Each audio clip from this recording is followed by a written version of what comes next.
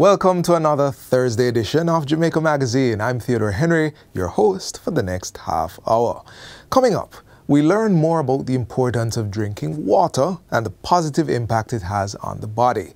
Then later, we talk bushfires and financial planning for teachers.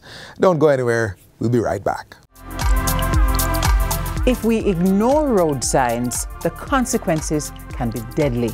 The new Road Traffic Act is about saving lives and driving us all to arrive alive. Help to maintain law and order on our nation's thoroughfares. Be a good road user. Obey the road signs. Help us save lives on our roads.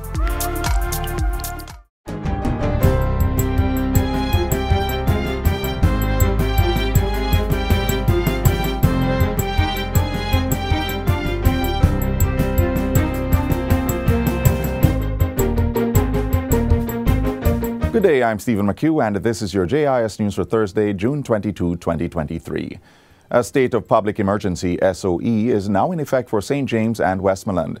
The SOE commenced at 12:01 this morning and will be in place for the next 15 days. In a release, the Office of the Prime Minister says between January 1 and June 19, the St. James Police Division reported the highest number of murders across all police divisions on the island. The Westmoreland Police Division follows close behind with 54 murders over the same period. Prime Minister Andrew Holness said the government will continue to use all available tools, including the SOEs, to protect the lives of citizens. The SOEs empowers the security forces to carry out targeted operations in designated areas. Friday, June 23, will be observed as a national day of mourning for Jamaica's children who have been victims of violence and abuse.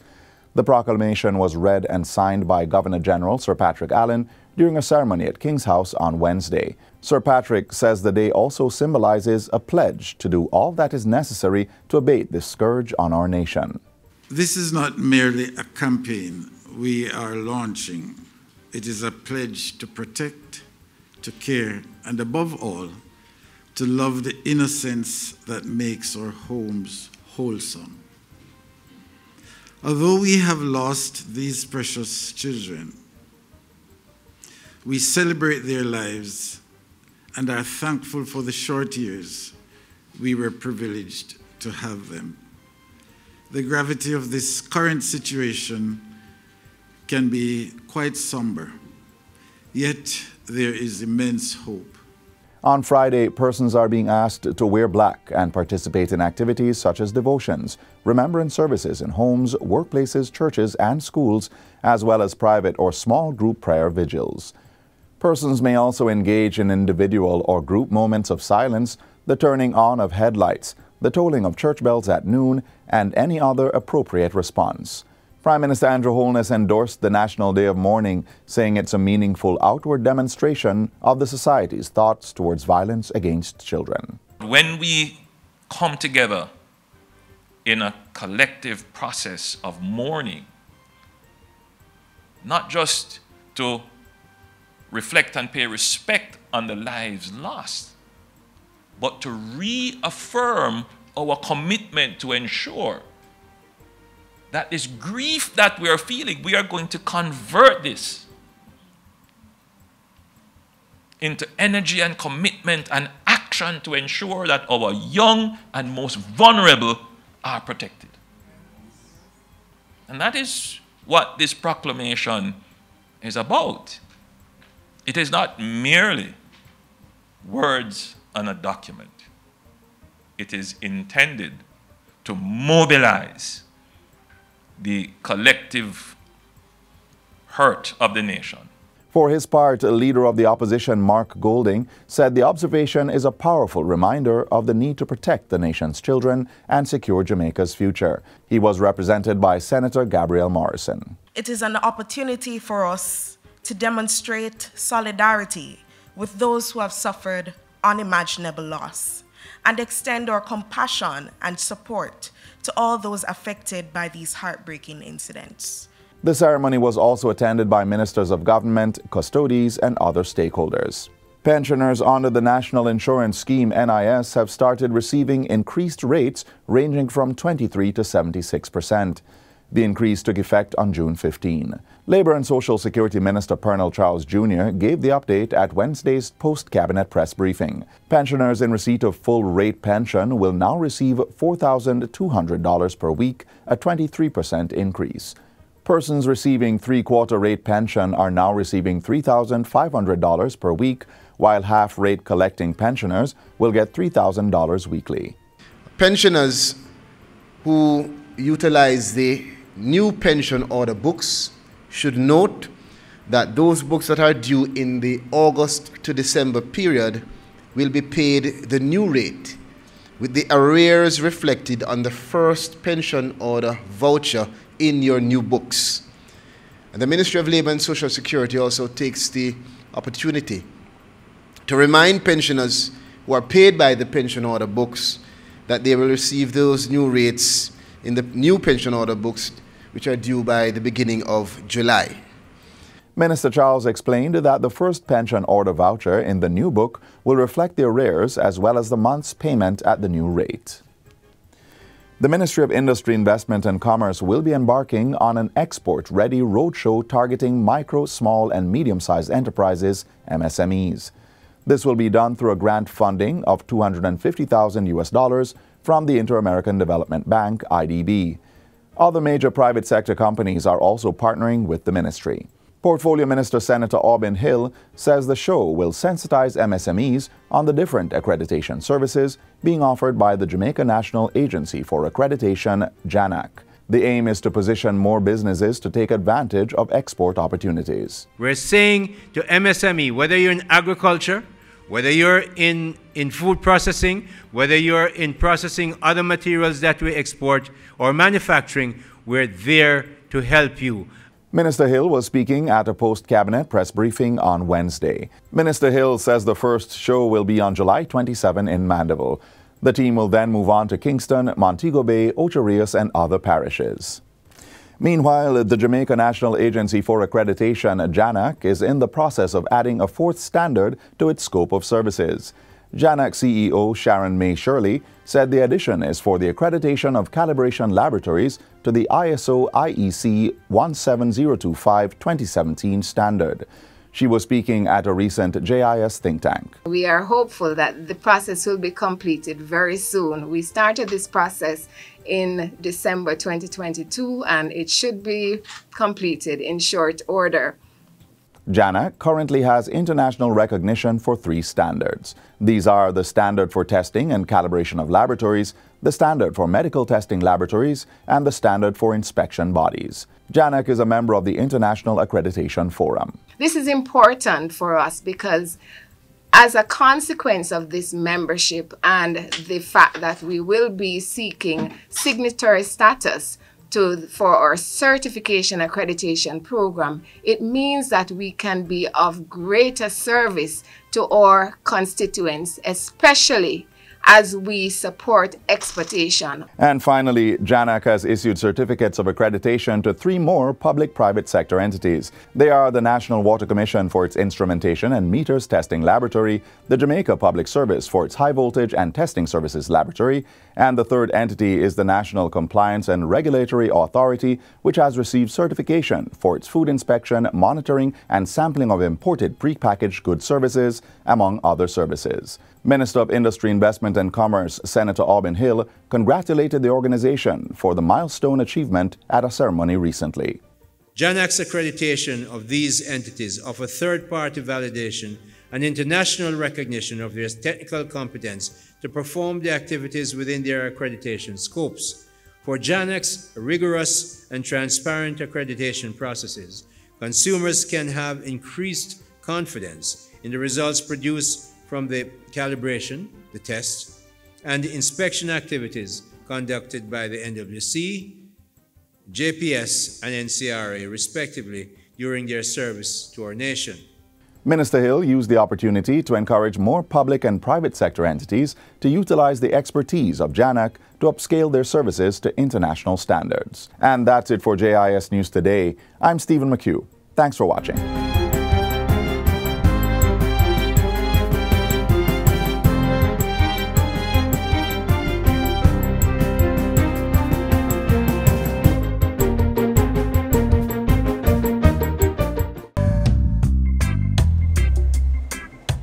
Chef Martin McGinley, executive chef at Round Hill Resort and Spa. And I started cooking at 15, and I've continued to cook now. So that's close to 35 years now. My main focus is LCCC, Light, Clean, Caribbean Cuisine. That's what I stand by, that's what we look for, and that's what we demonstrate here at Round Hill. A lot of clients who come here, they know what they come for. You know, they come for a lifestyle. They come to eat the purest food, they come to relax. So our expectations are very high. Well, Jamaica has the big, bold flavors. You know, we have the Scotch bonnet, you have the jerk, the ginger's real spicy, and everything's super fresh. You know, fresh is when you're able to pick it and you're able to use it at the same time. I have a program here at Round Hill called See, Touch, and Taste, where we're able to take the guests to our organic garden. They get to see it, they get to touch it, and we bring it back to the kitchen and get to taste it. That's fresh. Now, when you working with the freshest ingredients and freshest product, it takes you to the next level. Why come to Jamaica? To experience the people, the culture, and the food. Because it is unbelievable when you're able to come to an island and get all those three things wrapped into one. It's amazing. And they got great beaches and sunshine is here too as well.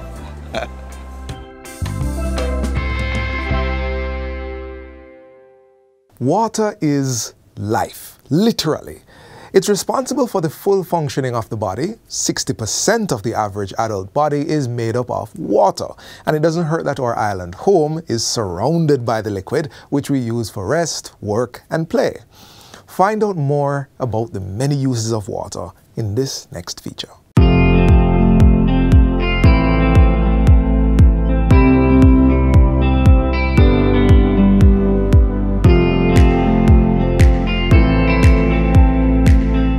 Approximately 60% of our body is made up of water. It is recommended that we drink 8 ounces 8 times throughout the day, every day. But why drink water when we can all consume something way more fun? Well, if it's alcohol, did you know that too much can lead to stomach problems? Or how about sodas? They have no nutritional benefit. Yeah, it's just sugar. Also, too much sugar from the drinks you consume can increase your risks of heart disease, weight gain, high blood pressure, and inflammation. On the other hand, drinking water not only prevents dehydration, but will combat these issues. Drinking water can also help adjust your mood. It can prevent and treat headaches, as well as keep you from a hangover when applied in between giddy refreshments. All that sounds good, but you may be thinking, surely there are other ways to deal with those issues. So why drink water? Why? Why? Why? You may say. Well, here are some fun facts. Drinking lots of water gives you wonderful skin. That's right. Water helps to clear up those pimples and wrinkles from premature aging. All before them young. We're getting off topic here. Water helps to control your weight. Yeah, it has no calories. When you drink sugary drinks that are high in calories, you are stacking on those pounds. But water keeps you full and staves off any cravings you may have. Hello, excess fat, where? Sing with me, trim and keep going to the gym though. Keep going to the gym. Water helps to regulate your blood pressure. Dehydration can cause drops in your blood pressure that could harm your internal organs. But drinking lots and lots of water helps you maintain a healthy blood flow consistency. A more fun fact, if you're going to give blood, drinking lots of water beforehand keeps you from acting boozy. I mean getting woozy. That is to the point of fainting from lowered blood pressure. So, drink your water and be sure to donate. You could save a life. Water also regulates your blood temperature. Yeah, drinking water helps to reduce strain on your body during exercise and helps to maximize your physical performance. It gets your kidneys functioning properly. Yes, those kids need, get it? Kidney needs lots of water. Water helps the kidneys preserve the body's homeostasis. Homeostasis, there we go. Flushing too little water through the kidneys can lead to kidney stones. You see, water helps to dissolve minerals and nutrients in the body and remove waste. If there isn't enough water, these minerals and nutrients build up in the kidney and become kidney stones. When there is waste in the kidney, it forces other vital organs to work much harder than they would have had to. These issues can lead to kidney disease and kidney failure. But drinking a lot of water keeps the kidneys happy and healthy and functioning properly. Gosh, I need some water after that. Drinking water makes digestion way better. Water intake dilutes your stomach acid and helps food waste to pass through the body much easier. Without this, you may find yourself suffering from heartburn, constipation, feel that burn, and stomach ulcer. Now what is happening here? Your stomach would have been experiencing increased concentrations of acid because your intestines could not break down the food you consumed. Neither could it transport food waste through your body, all because you did not drink enough water. Joint problems? Say no more. Water helps form the necessary lubrication for your joints to prevent friction and pain as the body moves. Yeah! Lotion for your bones! It makes your brain function better. Bet you didn't know that, huh, brainiac? And overall, water boosts you up. Is that the saying? I don't know. All I'm saying is drink plenty of water. So, those are the facts. Now, were they fun? I don't know. And don't forget the little ones. Hydrate the pitney them. Now, we recognize that you may want to consume something other than water some of the time. So, sip on some unsweetened tea. Maybe while sipping tea, have some coconut water. After all, you live on an island. Duh. And here are some tips to help you drink more water in case you're having difficulty. Carry a bottle filled with water every day and keep it in plain sight so you don't forget to drink. Add some lemon or civil oranges to improve the taste. Serve water during meals instead of juice and other beverages. Where there is water, there is a way. I'm sure that's not the saying, but work with me. After all, water works. Drink up!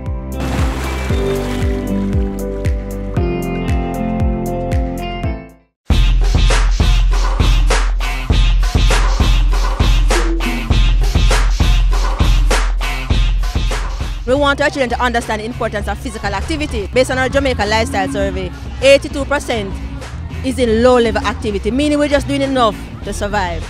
And only 16% is in moderate and 2% in high-level intensity. So we want to get more person in moderate and vigorous activity. And so we want to encourage them to be more active so that they can get a lot of benefits. Increase academics performance, reduce stress, reduce weight loss, beautiful skin, help you to sleep better. We want it to be more active so that we can have a healthy mind and a healthy body.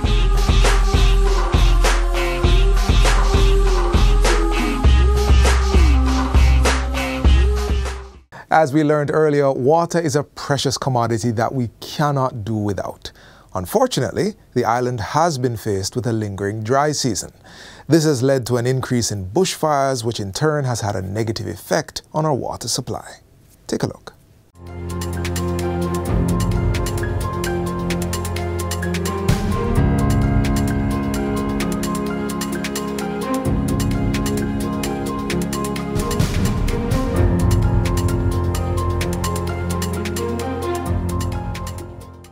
Unplanned fires that burn in natural areas such as forests, grasslands and savannas are called bushfires. They are usually caused by human activities done in error. In Jamaica, individuals burning garbage or clearing fields, farmers burning land for replanting, and individuals throwing away lit cigarettes are all actions that can cause bushfires. Natural occurrences such as lightning can also cause bushfires. This happens when lightning strikes and ignites dry trees and bushes. Bushfires can have deleterious or harmful effects on the natural environment. Managing Director of the Water Resources Authority, Peter Clark, wants citizens to pay keen attention to habits that can cause bushfires and be more proactive. One of the effects of bushfires is soil erosion. When burnt material from fires infiltrate the soil and form a waxy layer, this makes it difficult for water to infiltrate the ground during rainfall.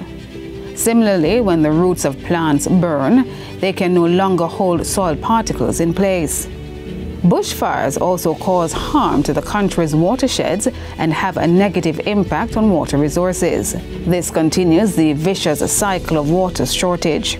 So that when we are gathering water, we then have to probably not take that initial water into reservoirs because the sediment level is so high. This is created by the conditions that the bushfires would have set up. And so it leads to increased treatment costs. It leads to diversion of water that could have been collected for time, as we are now in need of water. That could have been collected, but it has to be diverted because the erosion and the sediment is so high. Bushfires also cause the depletion of stored water in facilities like the Mona Reservoir when the precious liquid is used for dampening blazes. The Jamaica Fire Brigade had to call on the Jamaica Defense Force, who had to use its helicopter and to pull gallons of water, dipping bucket into the Mona Reservoir to halt bushfire. Now that I understand is almost 1,000 buckets of water was removed from the Mona Reservoir to put out bushfire. A December 2022 report from the Meteorological Service of Jamaica showed that all parishes were experiencing rainfall levels below their respective 30-year averages. Kingston and St. Andrew recorded a mere 5% of their average rainfall. Since the start of this year, the country has been experiencing a meteorological drought. The fact that it is a meteorological drought means that right now, the rivers that are served largely by almost instantaneous rainfall, the rivers that are emanating and being sourced from areas that are of the volcanic rocks are being impacted. Mr. Clark says rivers in the Blue Mountains and the Wandibolas Mountain are being affected. This has resulted in certain water sources being impacted, and that's why an increase in bushfires is worrying for the Water Resources Authority. There must be concern when water that has been abstracted and gathered for domestic purposes is being used to out bushfires. We have a very serious and strong concern about that. To minimize the risks and ensure that precious resources are used for their intended purpose, it is important that citizens do not carelessly light and leave fires unattended.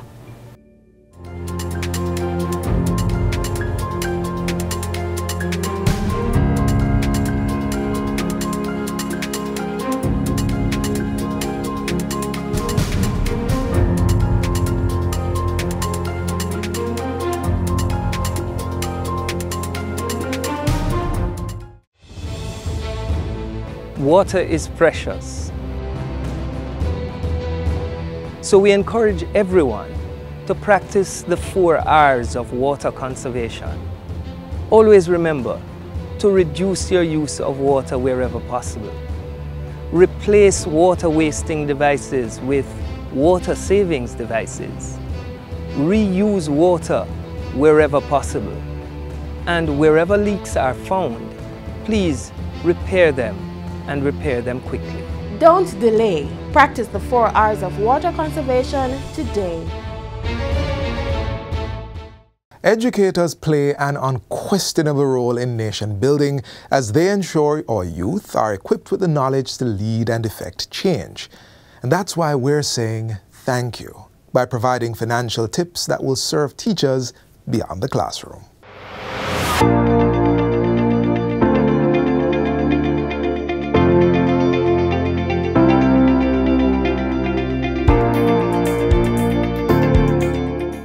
Bills paid, but still broke?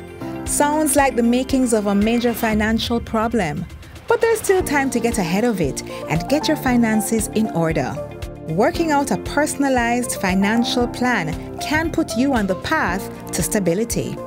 By developing and maintaining responsible financial practices, you could be well on your way to building a solid foundation for wealth creation. Wealth creation is a learned skill, and what better place to facilitate financial knowledge than the classroom? This is true not just for our students, but also for our teachers. The face value is about the number itself. We're committed to the continued improvement of the education sector and look forward to the completion of the very massive task the Ministry of Finance and the Public Service has taken on regarding compensation review. While that is in motion, the Ministry of Education and Youth has moved forward to supporting our education builders by giving them the tools to build wealth. The ministry has teamed up with stakeholders such as Profit Jumpstarter, a boutique organization that offers investing education. The partnership is offering the teachers online courses in money management to enable them to achieve their own goals while generating financial stability. Teaching persons around investing. CEO of Profit Jumpstarter and investment educator Keisha Bailey says planning to invest should be a part of plans for creating wealth. I believe that investing is a long-term strategy and that it is possible to work to create the millionaire lifestyle or the billionaire lifestyle for anyone. You just need to understand some simple concepts around investing to make the moves for yourself in your own financial life. Putting even $100 or $1,000 each month to your investing portfolio will put you in a better place financially. In terms of thinking that I'm not making enough, we have to expand our mindset into abundance, because you have enough for right now, and we're going to take what you have right now, that money you have now, and turn it into the money you want. And so, one of the first steps in wealth creation is to know your money so you can grow your money. So budgeting is extremely important. Put pen to paper, write down all the money coming in, write down all the money coming out. For every dollar that comes into your pocket or your bank account, 50% should be spent on your needs, 30% should be spent on wants, which are, the niceness of life, and then 20% should be put towards saving and investing. Next, create an emergency fund. So I teach persons to have around 3 to 6 months of their expenses tucked away in an emergency fund account so that you have that money available to you when you need it.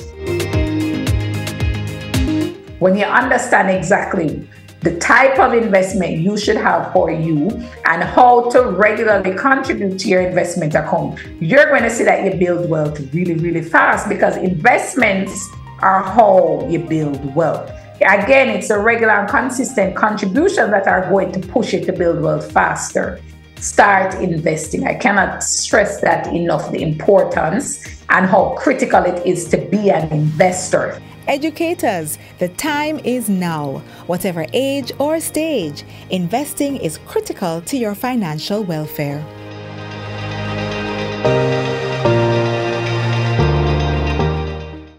We've come to the end of our show for today, but join us again tomorrow when we bring you another informative program. In the meantime, stay connected via our website, jis.gov.jm. And while you're online, send your feedback to Jamaica Magazine at jis.gov.jm or via tweet at JIS News. You may also find us on all the major social media platforms and through our mobile app that's both Android and iOS compatible. On behalf of the production crew, I'm Theodore Henry. Take care. This has been a production of the Jamaica Information Service, the voice of Jamaica.